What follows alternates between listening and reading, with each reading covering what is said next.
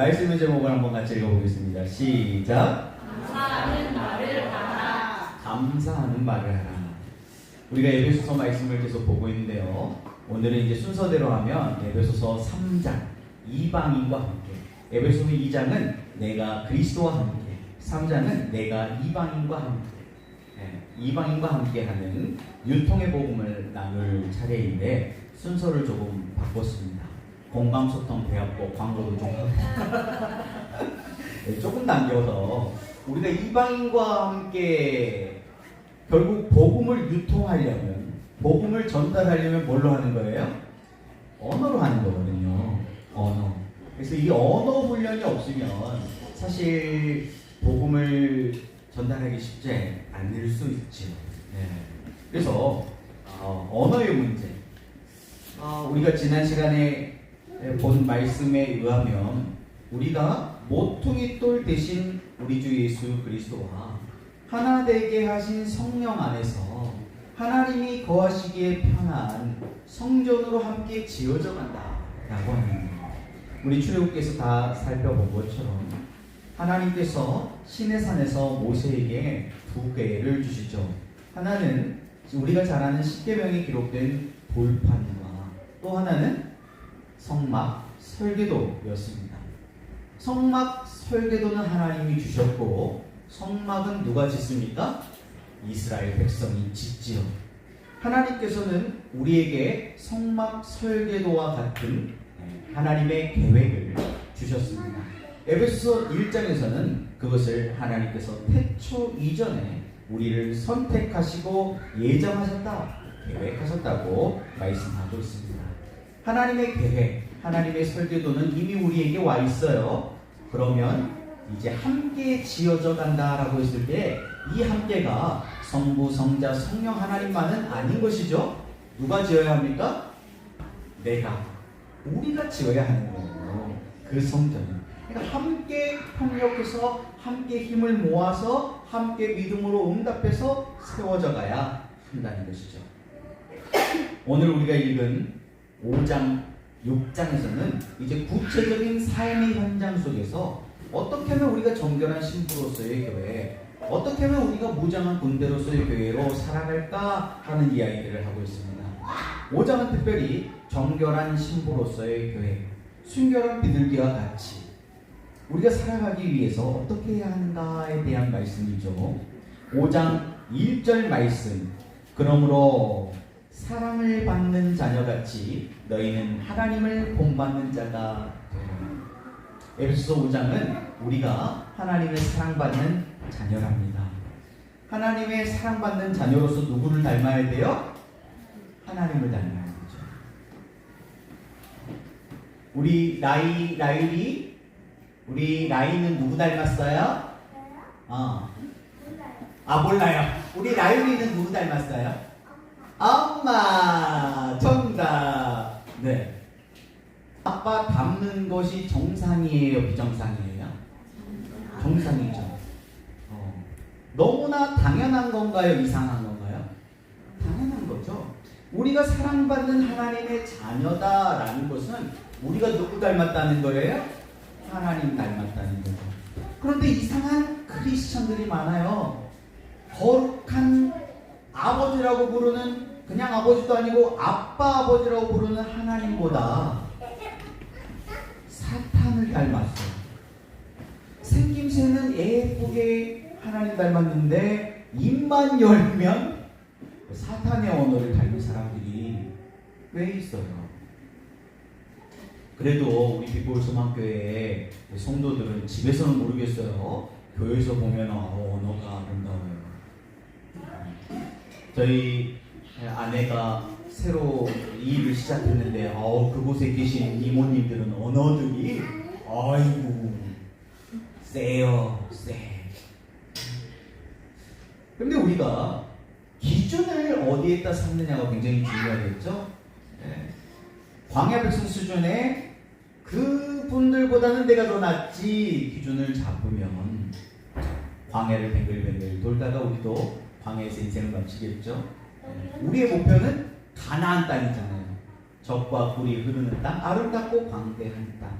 외교로 말하면 하나님을 닮는 거룩이 우리의 목표가 되어야 되는데 오늘날 많은 한국 교회뿐만 아니고 현대 교회들이 그 기준을 낮추다 완전히 바닥까지 낮춰가지고 물론 그런 운동을 하시는 분들이 다 그런 건 아니지만 한국 교회가 요즘 뭐 동성애 반대라든지 아니면 무슨 국정 교과서 반대라든지 그런 것을 기준으로 삼아요. 물론 반대해야 되는 것이 성경적인 것인데 그 기준이 거기까지 내려가면 어떻게 되냐면 우리는 이성애자니까 거룩해요가 되는 거예요. 동성애를 반대하는 게 너희는 동성애자니까 나빠 이렇게 공공의적을 정해가지고 우리는 동성애자 아니니까 거룩한 거예요 라고 착각하는 경우가 많아요. 그런 반대 운동을 하고 시위에 참여하고 태극기를 들고 광화문에 모였다고 자기들이 거룩하다라고 착각한답니다. 아니에요. 우리는 거룩한 성을 회복해야 되는 거예요. 사랑받는 하나님의 자녀와 같이 하나님이 말씀하시는 성, 하나님이 말씀하시는 역사, 하나님이 말씀하시는 그 법 앞에 순종하며 따르는 하나님을 본받는 자녀가 되어야 하는 거죠. 2절 그리스도께서 너희를 사랑하신 것 같이 너희도 사랑 가운데서 행하라. 사랑을 많이 받아본 사람은요 사랑을 줄 줄 알아요. 오늘 우리가 예배를 통해서 하나님을 만나고 그 하나님의 그 사랑 우리 주 예수 그리스도를 통해서 우리에게 아낌없이 내어주셨던 그 놀라운 그 사랑을 경험할 수 있기를 원합니다. 사랑을 받아야 사랑을 줄 수 있어요. 그는 우리를 위하여 자신을 버리사 향기로운 제물과 희생제물로 하나님께 드리셨느니라. 우리가 예수님의 그 희생, 그 십자가의 그 오묘한 측량할 수 없는 그 하나님의 사랑을 그냥 단지 정보로 아는 것이 아니고 그것을 우리가 경험하게 된다는 거예요. 사실 우리가 참지 못할 일, 품지 못할 일은 아마 없을 거예요. 생명까지도 주셨는데 그 사랑을 우리가 알고 믿고 순종하고 체험함으로 우리도 예수님처럼 누군가에게 손 내밀 수 있는 하나님을 닮은 사랑받는 하나님의 자녀들이 다 될 수 있기를 축복합니다. 3절 4절이 중요한데요. 음행과 온갖 더러운 것과 탐욕 이것은 하나님 닮았습니까? 사탄을 닮았습니까? 사탄을 닮았죠? 네, 음행과 온갖 더러운 것과 탐욕은 너희랑 안 어울린다는 거예요. 너희 중에서 그 이름조차도 부르지 말라. 왜? 이는 성도에게 마땅한 바니라. 자녀가 아버지 닮는 것은 당연한 거라는 거예요. 우리는 하나님을 아버지로 부르잖아요. 그럼 누구 닮아야 돼요? 하나님 닮아야 되는 거예요.